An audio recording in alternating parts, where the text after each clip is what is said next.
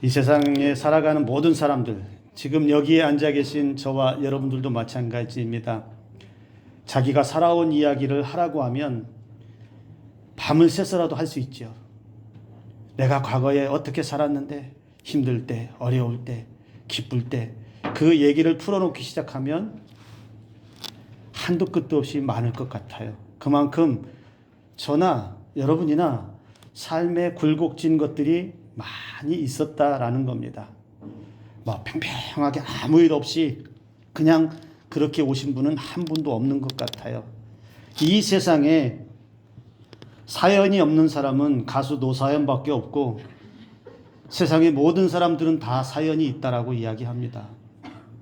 그런데요, 여러분, 성경의 인물들도 찬찬히 살펴보면 파란만장한 인생을 산 사람들의 이야기가 거의 대부분이에요. 우리가 잘 알고 있는 사람들 한번 생각해 보면, 야, 어떻게 이렇게 살지? 어떻게 이런 일들이 일어날 수 있지라고 생각할 만한 사람들이 많아요. 여러분, 우리가 지금 연속해서 계속 보고 있는 아담도 마찬가지고요. 노아도 그렇고요. 아브람도 그렇습니다. 오늘 우리가 보아야 할 이상만 조금 달라요. 요셉도 사연이 많습니다. 모세도 이야기거리가 엄청나게 많아요.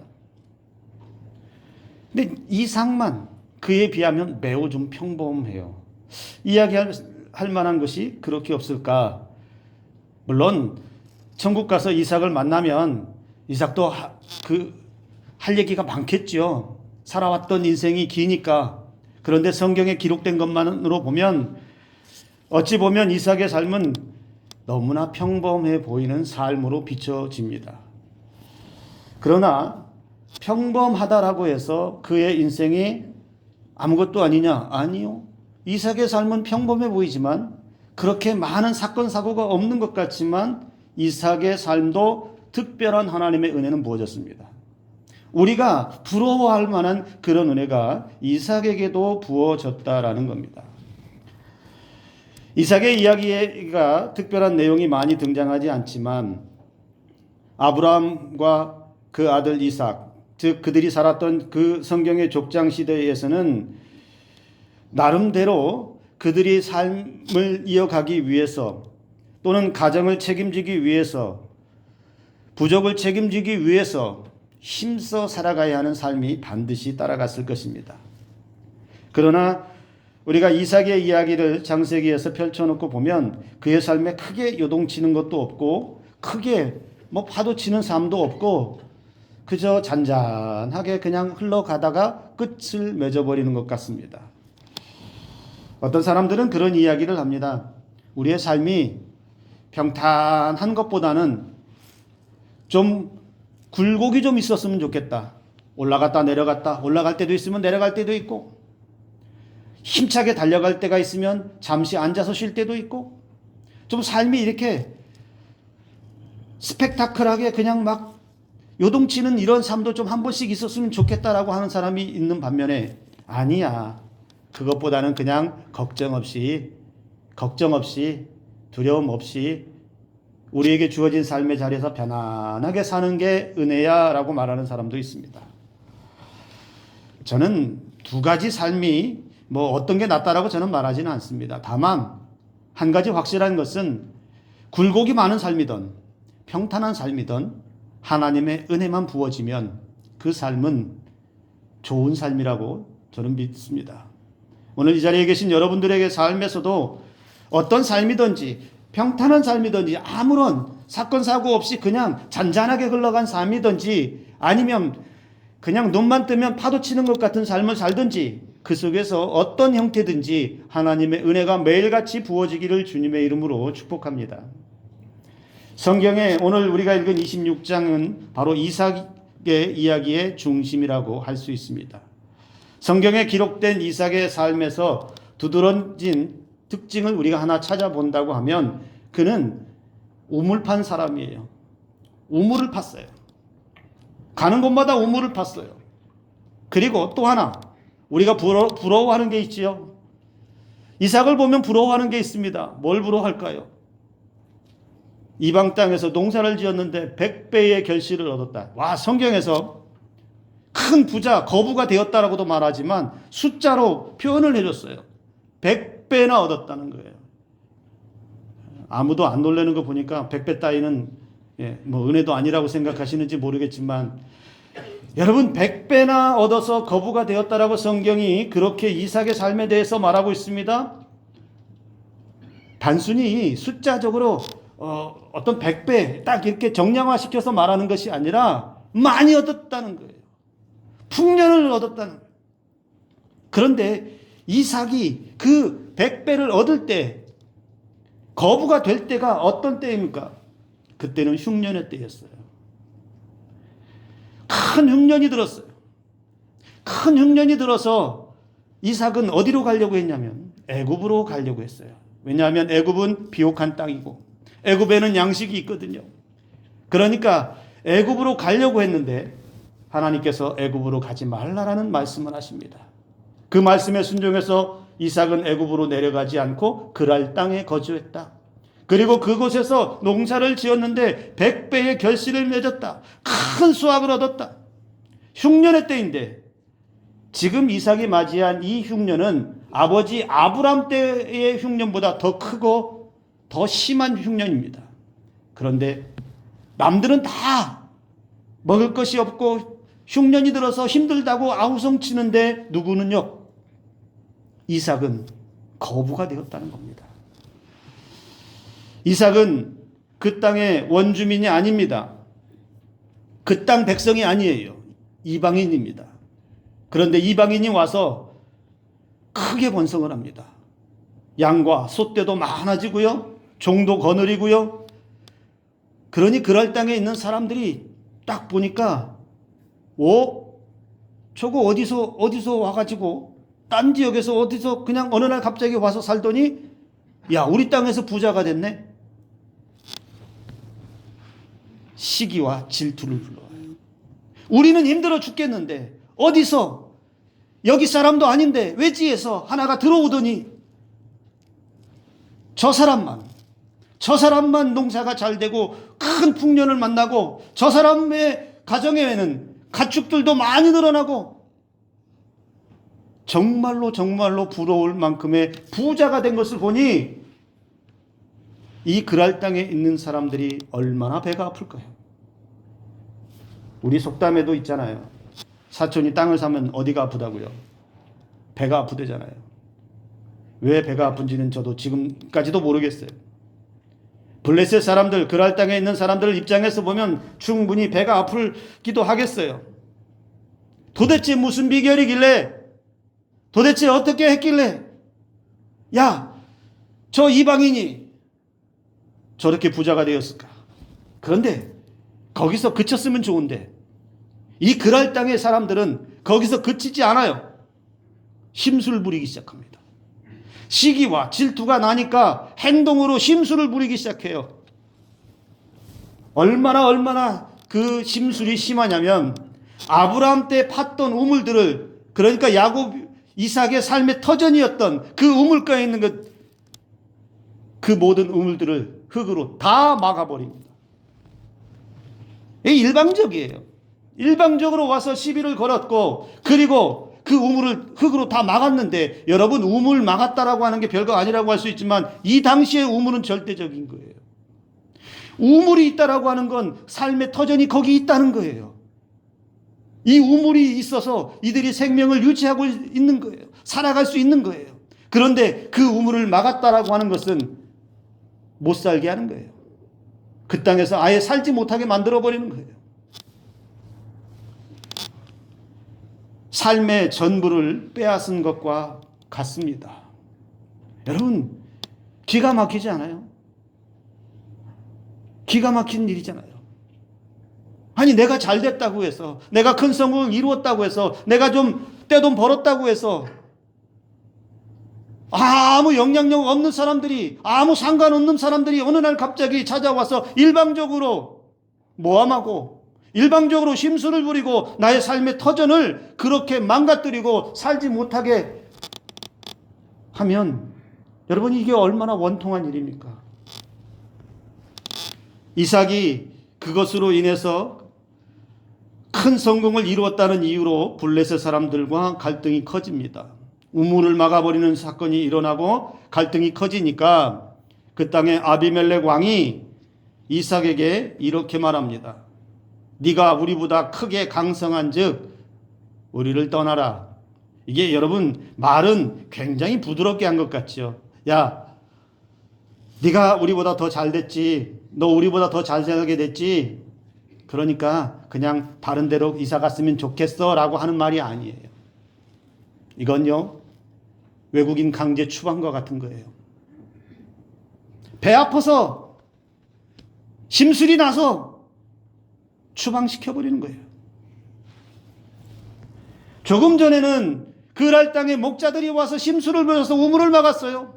그런데 이번에는 왕이 너 나가 추방시키는 거예요. 아니 내가 좀 부자가 되고 성공했다라고 해서 왜 쫓겨나야 돼요? 왜 떠나야 돼요? 내가 한 것이 있다면 열심히 살았고 땀 흘려 수고했고 부정한 방법이나 불법이나 그랄 땅에서 지탄을 받을 만한 시기와 질투를 받을 만한 그런 일을 한 적이 없잖아요. 이삭이 부자가 되기 위해서 큰 소득을 얻기 위해서 잘못한 게 뭐가 있어요? 성경은 이삭이 잘못했다는 거 하나도 기록하고 있지 않아요.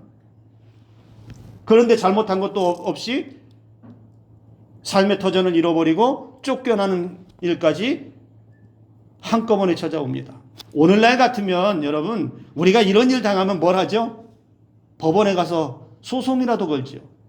내가 부당하게 뺏겼습니다. 내가 부당하게 쫓겨났습니다. 요즘 같으면 이렇게 하소연하고 권리를 되찾아올 수 있는 방법이 있는데 당시에 이삭은 어떤 위치에 있냐? 이방인이고 힘없는 약자에 불과합니다. 누가 힘이 세요? 블레셋 아비멜렉이 힘이 세요. 그 땅 원주민들이 힘이 세요. 그들의 텃세가 더 세요. 그러니 가라고 하면 갈 수밖에 없고 내놓으라고 하면 뺏길 수밖에 없는 그런 약한 위치에 있는 사람이 이삭이었습니다.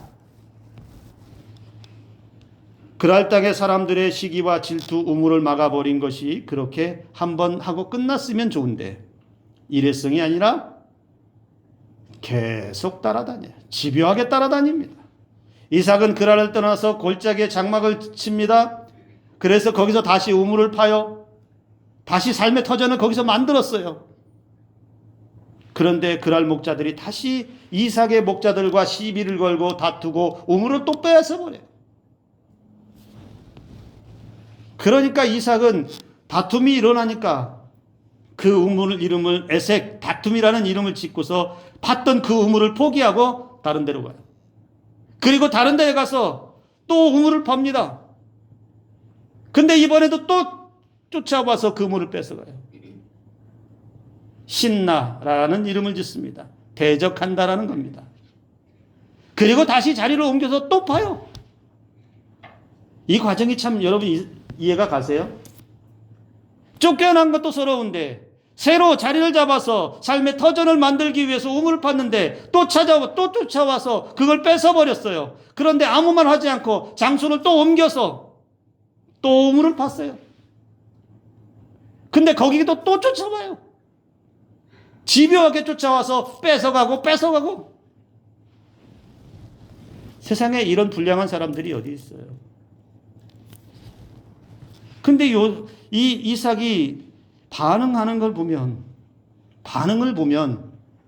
하나도 저항하지 않아요. 우리 같으면 가만히 안 있을 것 같은데요? 저 같아도 가만히 안 있을 것 같아요. 억울하잖아요. 근데 이삭은 전혀 다투거나 반항하거나 하소연하거나 무력을 쓰거나 목자들이 있었잖아요. 이삭의 수하의 목자들이 있었잖아요. 그 사람들을 이용해서 폭력적으로 맞서지도 않고 그냥 내놔 그러면 주고 떠나고 내놔 그러면 주고 떠나고 떠나면은 다시 가서 또 파고 뺏기면 또 파고. 세상 사람들은 이러한 모습을 참 바보 같다라고 이야기하겠지요. 이삭은 그렇게 반응했습니다. 사람들에 맞서서 대응하지 않았습니다. 그냥 물러섰습니다. 분노하거나 보복하지 않고 매번 양보하고 물러섰습니다. 그 지역 사람들을 향해서 원망이나 불평의 한마디도 보이지 않습니다. 오히려 고개 숙이고 양보하고 물러서서 다시 시작합니다. 사람들은 부당한 대우를 받으면 참지 못합니다. 여러분, 이곳에 있는 분들 중에 빼앗기는 것이 익숙하고 편안한 사람은 단 한 사람도 없을 것입니다. 저도 그렇고요. 더욱이 한 번이 아니라 두 번, 세 번 반복해서 계속 그런 빼앗김의 삶이 연속으로 이어진다면 더더욱 견딜 수가 없을 것입니다. 100배, 1000배로 갚아주고 싶은 마음이 솟아오를 것이에요. 그리고 빼앗겼던 것을 되찾아오기 위해서 우리는 안간힘을 쓸지도 모르겠어요. 그런데 이삭은요, 그렇게 하지 않아요. 이삭은 감정적으로 그렇게 대하지 않아요. 너무 이상할이 많지. 이삭은 양보만 해요.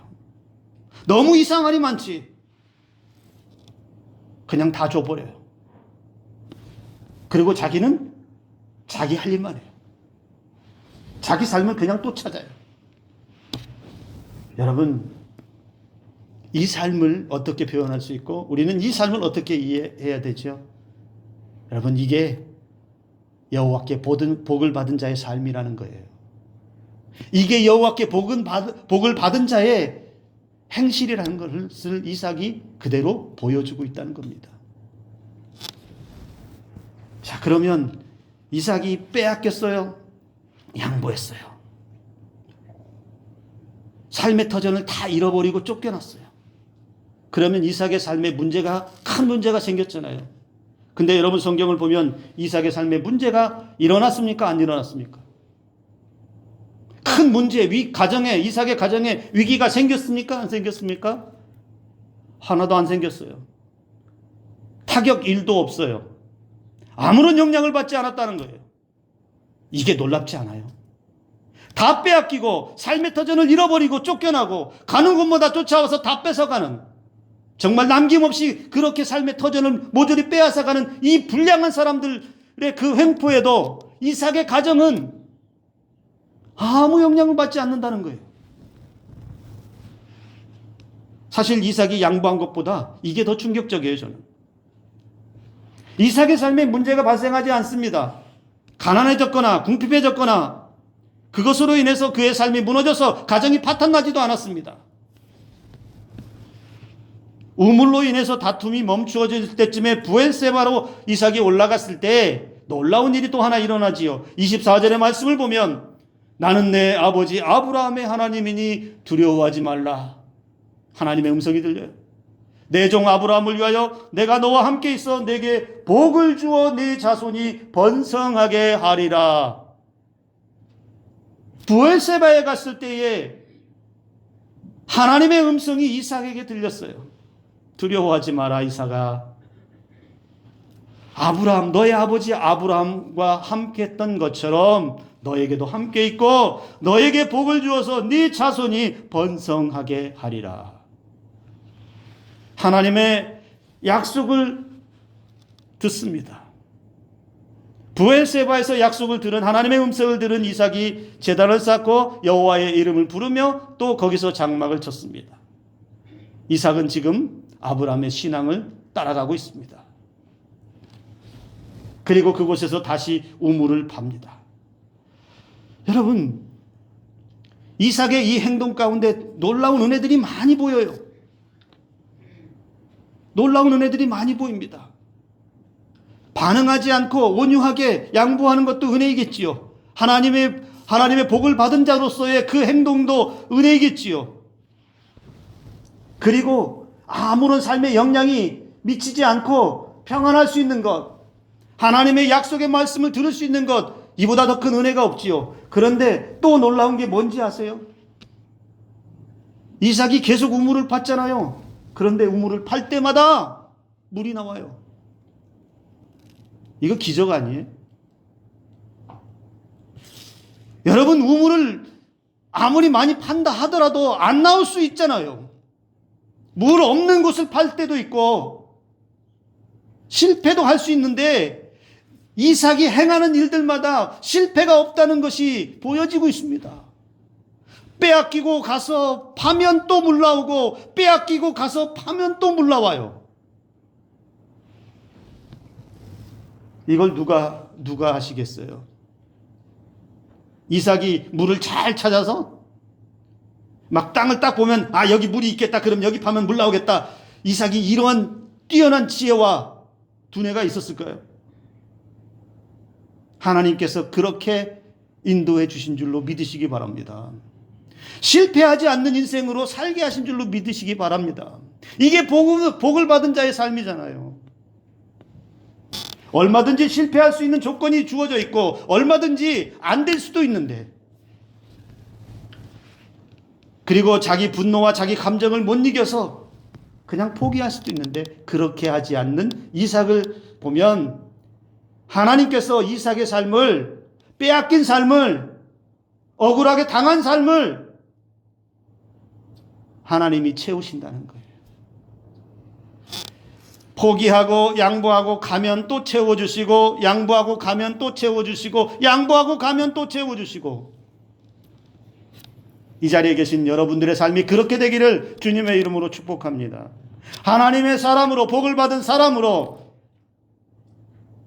부당하게 당하는 것 같고 억울한 일이 당하는 것 같은데, 그때에도 우리는 하나님의 사람답게 양보하고 배려하고 용서하고 관용할 때에 하나님께서 우리의 잃어버린 것을, 우리의 아픔을 다시 회복시키시고 채워주시고 또 채워주시고 또 채워주시는 은혜로 살아갈 수 있기를 주님의 이름으로 축복합니다.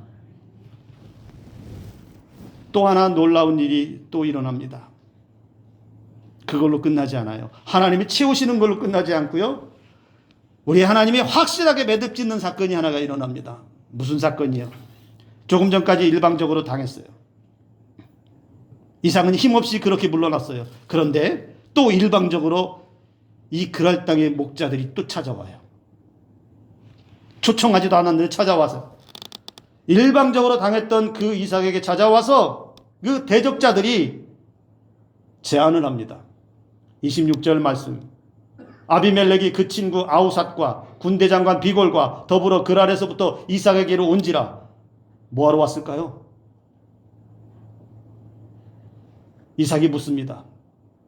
이보시오, 나가라고 할 때는 언제고, 내 것 뺏어갈 때는 언제고, 그렇게 악랄하게 다 가져가고 나를 쫓아낼 때는 언제고, 뭐하러 왔어요? 라고 이렇게는 말하지 않았겠지만 그런 의미로 말했어요. 왜 왔습니까? 나를 미워할 때는 언제고. 그러니까 28절 29절에서 그들이 이런 고백을 합니다. 여호와께서 너와 함께 계심을 우리가 분명히 보았으므로. 누가 함께 하는 걸 봤다고요? 이방 대적자들이. 야, 이삭을 보니까 과연 저 하나님의 사람이야. 야, 저렇게 하는 거 보니까, 저렇게 잘 되는 거 보면 그 하나님이 하시는 거야. 그리고 우리 사이에, 곧 우리와 너 사이에 맹세하여 너와 계약을 맺을 거야. 일방적이잖아요. 여기도 누가 좋다고 자기를 부르지도 않았는데 다짜고짜 찾아와서 계약을 맺재요, 맹세하재요. 너는 우리를 해하지 마라. 우리가 너를 범하지 아니하고 선한 일만 네게 행하여 네가 평안히 가게 하였습니다. 좀 말이 좀 이상하긴 하지만, 이제 너는 누구에게요? 여호와께 복을 받은 자니라. 너는 여호와께 복을 받은 자니라. 대적자들이 이삭에게 이 말을 하고 있습니다. 기가 막힌 반전이잖아요. 이삭은 일방적으로 당했습니다. 대적자들이 일방적으로 찾아왔습니다. 그러면서 맹세하고 계약까지 맺자고 합니다. 그런데 중요한 것은, 그들이 이삭에게서 본 것은, 지금까지 그 행패를 부리면서도 본 것은, 이삭은 여호와께 복을 받는 사람이다. 이삭은 여호와께 복을 받는 사람이다. 과연 이삭은 하나님의 사람이다. 하나님이 돕는 사람이 이삭이다. 그러니 그 하나님의 사람에게 뭘 하지 말아야 될까요? 함부로 하면 안 되겠다. 저렇게 하나님으로부터 여호와로부터 도움을 받는 사람에게 우리가 함부로 하면 큰일 나겠다라고 하는 두려움이 이들에게 있지 않았겠어요? 온유하고 양보하는 이삭, 보복하지 않고 폭력적이지 않은 이삭, 그 이삭을 통해서 하나님을 보고 또 그 이삭을 통해서 하나님을만 본 것이 아니라 그 하나님을 생각하니 그들도 두려웠을 거라는 겁니다. 그러니 우리 서로 이젠 다투지 말고 평화 조약을 맺읍시다. 서로 싸우지 맙시다. 그들이 찾아와서 엎드렸다라는 겁니다. 이삭의 하나님을 본 그들, 사실 여러분 이삭은 아무것도 하지 않았어요. 그는 자기 삶에서 우물 파고 자기의 삶을 열심히 산 것밖에 보이지 않습니다. 양보하고 그냥 떠나고 또 자기 삶에 충실한 것 외에 보복하거나 감정으로 대응하거나 그들을 맞서서 싸우거나 이 억울한 걸 찾기 위해서 어떤 행동을 하지 않았어요. 그저 하나님의 약속대로 그 은혜에 따라서 예배드리고 하나님의 은혜 아래서 그는 힘써 자기 삶을 살았다라는 겁니다. 하나님께 복을 받은 이삭은 사람들과의 관계에서 적을 만들지 않았습니다. 그랬더니 대적하는 사람들이 이삭의 편으로 돌아왔습니다. 힘 대 힘으로 맞서지 않았습니다. 그랬더니 그들이 가진 힘을 빼고 찾아왔습니다. 이삭은 깨어진 평화, 깨어진 관계의 아픔을 겪었습니다. 빼앗기는 아픔, 고통을 겪었습니다. 그런데 오히려 그것이 평화를 가져오고 오히려 그것이 더 큰 관계를 맺게 하는 은혜로 찾아왔습니다. 이것이 하나님 나라 백성들, 하나님께 복을 받은 사람들의 삶이 되어야 한다라는 겁니다.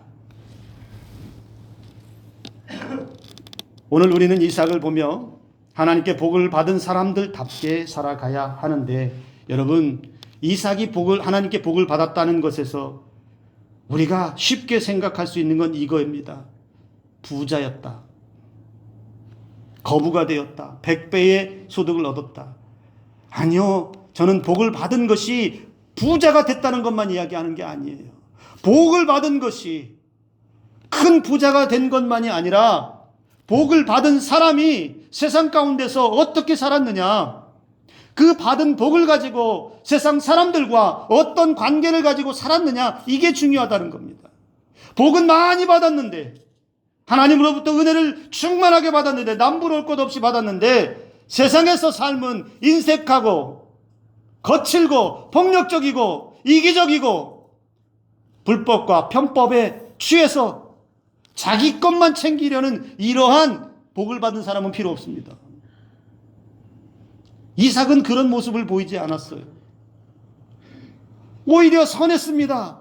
오히려 연약하지만 온유했지만, 그는 양보와 배려했지만 오히려 더 강력한 하나님의 은혜를 이 글 아래 대적들에게 보여주었습니다. 이 모습이, 이삭의 이 성품이 바로 하나님께 복을 받은 자들의 삶이라는 것인데, 오늘 저와 여러분들이 이러한 삶을 닮아갈 수 있기를 주님의 이름으로 축복합니다. 받으면 받은 것만큼의 은혜를 좀 나누어 주고 양보해 주고 배려해 줄 수 있다면, 내가 은혜를 많이 받았다면 그 받은 많은 은혜들을 좀 넉넉하게 좀 사용하며 살아갈 수 있기를 주님의 이름으로 축복합니다. 우리 예수님이 우리에게 가르쳐준 가르침이 있습니다. 마태복음 5장 39절에 악한 자를 대적하지 말라. 누구든지 내 오른편 뺨을 치거든 왼편도 돌려대며 또 너를 고발하여 속옷을 가지고자 하는 자에게 겉옷까지도 가지게 하라. 마태복음 5장 44절 너희 원수를 사랑하며 너희를 박해하는 자를 위하여 기도하라. 사도 바울도 가르쳐줍니다. 로마서 12장 17절에 아무에게도 악을 악으로 갚지 말고 모든 사람 앞에서 선한 일을 도모하라. 이것이 여호와께 복을 받은 자들의 삶입니다. 지금 우리가 살고 있는 세상, 약육강식이 지배하는 세상이라고 말합니다.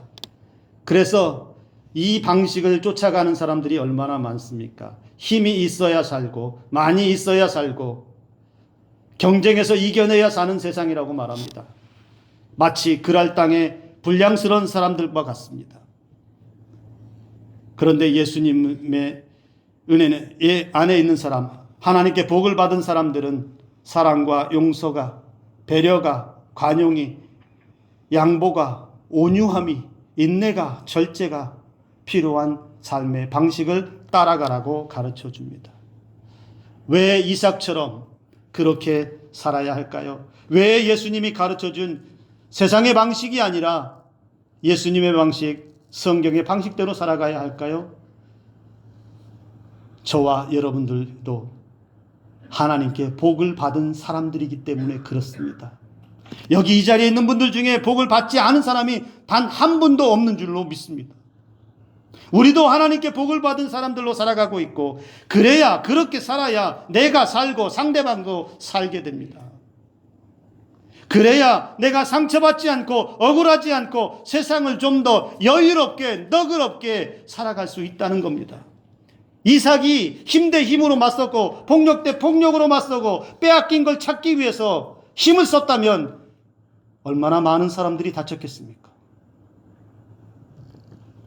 오늘 이 자리에 계신 모든 분들, 우리 억울함과 상처, 손해는 이삭에게 하셨던 것처럼 하나님께서 풀어주시고, 하나님께서 나의 대적들까지, 나를 힘들게 하는 사람들까지 내게 찾아와 화평하자고, 내게 찾아와 잘 지내자고 하는 반전의 은혜를 주실 줄로 믿습니다. 그리고 우리의 모든 억울함을 푸셔서 계속해서 하나님의 복을 받고 살아가는 사람들로 삶을 채워주실 줄로 믿습니다. 빼앗겨도 억울한 일 당해도 또 채우시고 또 채우시고 또 채우시고 계속 채워주시는 이 은혜를 가지고 저와 여러분들이 여호와께 복을 받은 사람들로 결코 부끄럽지 않은 삶을 살기를 주님의 이름으로 축복합니다. 기도하겠습니다.